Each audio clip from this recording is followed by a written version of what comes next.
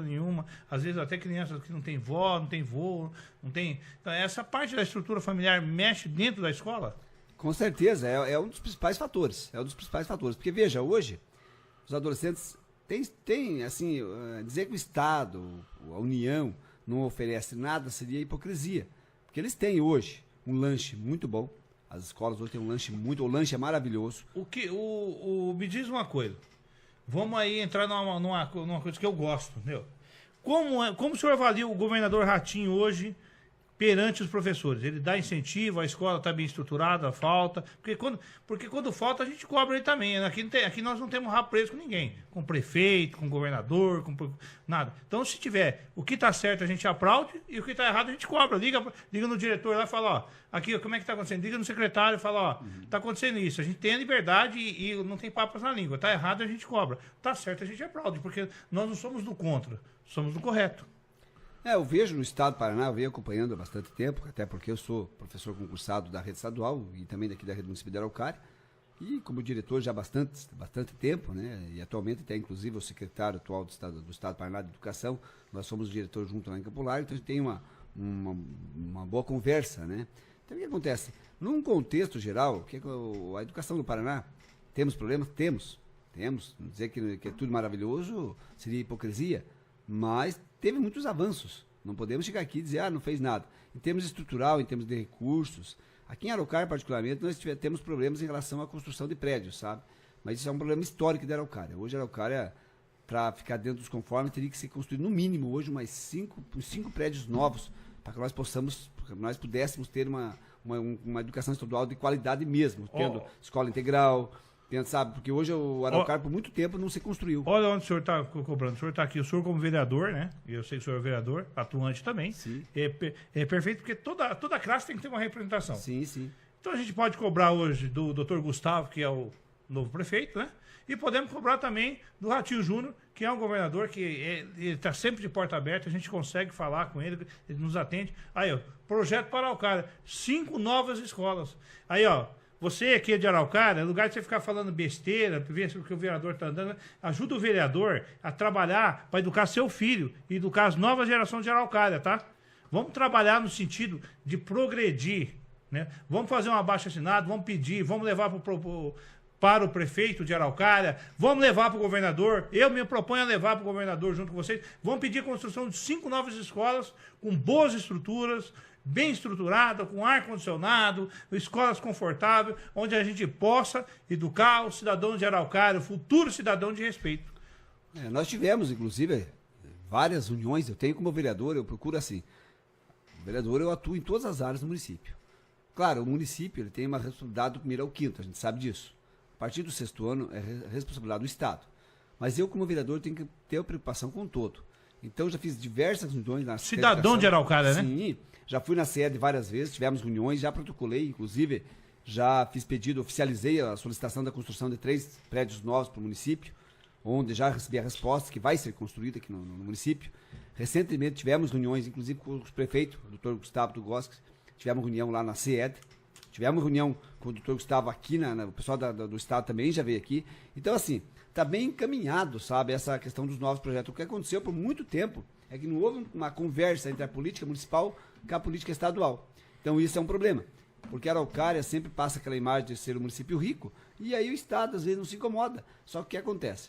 Mas há necessidades no município. Sim, as escolas estaduais aqui, de forma... Hoje, por exemplo, nós temos aí muitos... A maioria do ensino médio nosso aqui de Araucária é noturno, sendo que existe uma política do Estado de priorizar o ensino médio diurno. Só que aqui nós não temos sala suficiente. Por quê?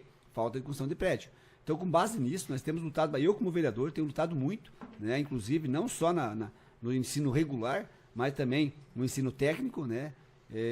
Fomos até Brasília em 2023, fomos uma vez, protocolamos ofícios em todos os gabinetes da bancada federal, dos senadores, solicitando a construção do Instituto Federal aqui em Araucária, né? Fomos lá, depois na sequência fomos chamados para uma reunião lá no Ministério da Educação, né? E graças a Deus a Araucária foi contemplada, né?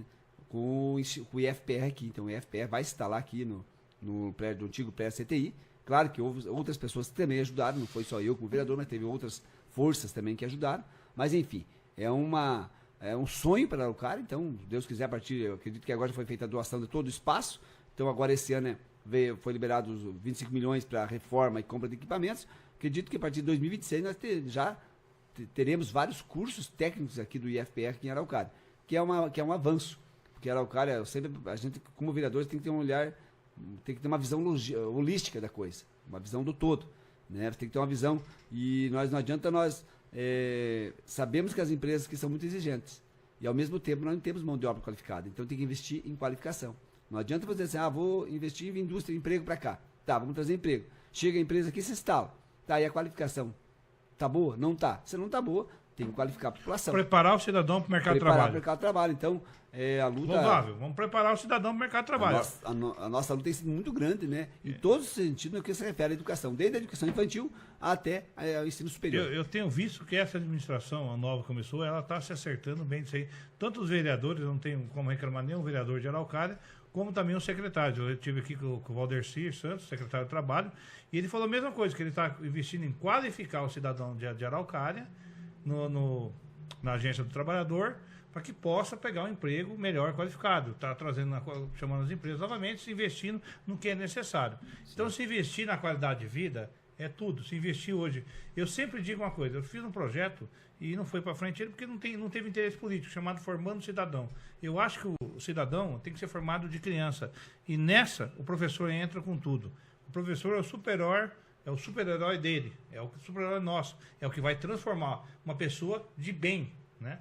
Se a gente não investe, deixa as pessoas, deixa as crianças na rua, principalmente hoje nós temos um problema de tecnologia. Na nossa época, a gente ia na escola, vou falar por mim, acredito que o senhor também, a gente ia na escola, o nosso recreio era o seguinte, era correr, jogar bola e tomar aquele lanche rapidão, gostoso, sopa que dava lá, comia alguma coisa, porque a gente gastava energia e corria. Hoje, com o celular, todo mundo fica... Isso atrapalha, o celular ele tira assim, o foco da escola, realmente atrapalha muito o estudante? Olha, o celular, eu já há bastante tempo, eu estou de diretor aqui em Araucária desde 2003. Eu sou um dos pioneiros aqui em Araucária. No que eu percebi que o celular ia dar problema, o que eu fiz como diretor? Eu mandei fazer uma caixinha em todas as salas de aula, uma caixinha de MDF, né, com a numeração de 1 ao 40, onde cada aluno, quando entra em sala, obrigatoriamente tem que guardar o celular. Guarda o celular, fecha. E segue a aula. Aí o que aconteceu? Claro, no passar do tempo, sempre tem aqueles alunos, principalmente no período noturno, mais difícil de se controlar. Agora veio uma lei federal que está ajudando bastante as escolas, isso é bom. Agora tem uma lei federal que é proibido o celular, exceto para fins pedagógicos, que pode ser utilizado quando o professor precisa. Então, o celular, a tecnologia, o que eu falo, Walter? A tecnologia é o seguinte, a tecnologia, se você souber usá-la... Bem pro bem. Bem pro bem. Agora, você não pode, você tem que, eu sempre digo, a tecnologia não pode vencer você, né? Você tem que superá-la, né? Você tem que aprender que a tecnologia, se você for uma pessoa que domina a tecnologia, você vai longe. Agora, se você for dominado pela tecnologia, você está morto, né? Se você ficar todo marido do teu tempo. E é o que acontece hoje. A gente tem muito o que acontece hoje, muitos pais. Eu falo isso muito para os pais, na reunião dos pais. Muitos pais, com a preocupação de soltar seu filho para a rua, ele acomoda o filho no quarto. Então você vai lá, chega lá o filho no quarto, num celular ou num joguinho, e ali ele fica. Vai dormir, às vezes, altas horas da madrugada. A mãe dá celular para as crianças ficar quietas. Isso. Para não ficar cuidando das crianças. Isso. Viu, mãe? Viu, mamãe? Você que quer ficar de boa, não tenha filho, então. Porque ter filho é responsabilidade. Você vai dar o celular para ficar de boa, no lugar de você fazer seu papel de educar, ter carinho, entendeu? Eu falo na cara. Não tenha filho, então. Fica na rua já. Tem filho, tem que ter responsabilidade, né? Tem que ter carinho. Tem a hora de brincar no joguinho, também a tela faz mal ficar muito tempo, né? Eu peguei uma criança o dia inteiro no celular, fui lá tomar o celular dela, chamei a mãe, mãe, dá um brinquedo pra ela brincar, uma boneca, cadê a boneca, cadê o brinquedo, cadê o desenho? Aí mandei imprimir em cima da mesa lá vários papéis de desenho, comprei os lápis de cor, mandei comprar os lápis de cor, pra eles ficar pintando. Começaram a pintar e se desenvolver. Então, eu acredito, professor, que essa história de dar celular para a criança ficar quieta é uma coisa mais prejudicial que a mãe possa fazer. A mãe, o pai, a avó, qualquer um. Porque a criança não foi feita para ficar vendo celular, foi? Sim, é o que eu falo sempre para os pais. E é comum acontecer, a gente vê muito disso também, sabe?